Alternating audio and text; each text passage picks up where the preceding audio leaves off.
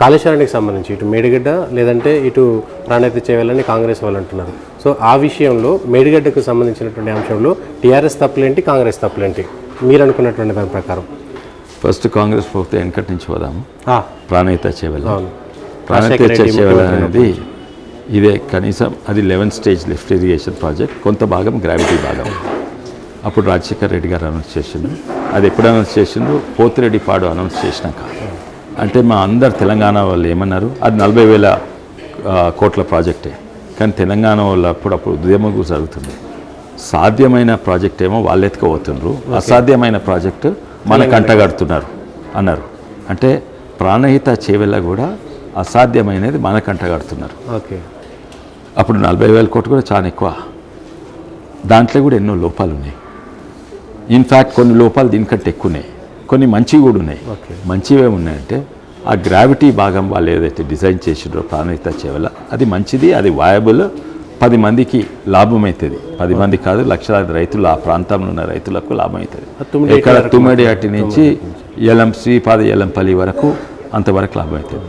మళ్ళీ దాని తర్వాత ఈ సేమ్ ఎత్తిపోతలనే ఇదే టెక్నాలజీ ఇదే. ఇంకోటి దీనికి ఇంకా 2 ఫేజ్లు ఎక్కువ ఎక్స్ట్రా. అంటే ఇది 9 స్టేజ్ ఉంటే అది 11 స్టేజ్ ఎత్తిపోతల. అప్పుడు దానివల్ల క్యాలిక్యులేట్ చేసినా కూడా అప్పుడు కూడా అందరు అన్నారు, నేను కూడా అన్నాను, ఇది చేవెళ్ళకి వచ్చే వరకు 2 లక్షల రూపాయలు ఎకరానికి ఒక పంటకు ఒక ఎకరానికి అవుతుంది.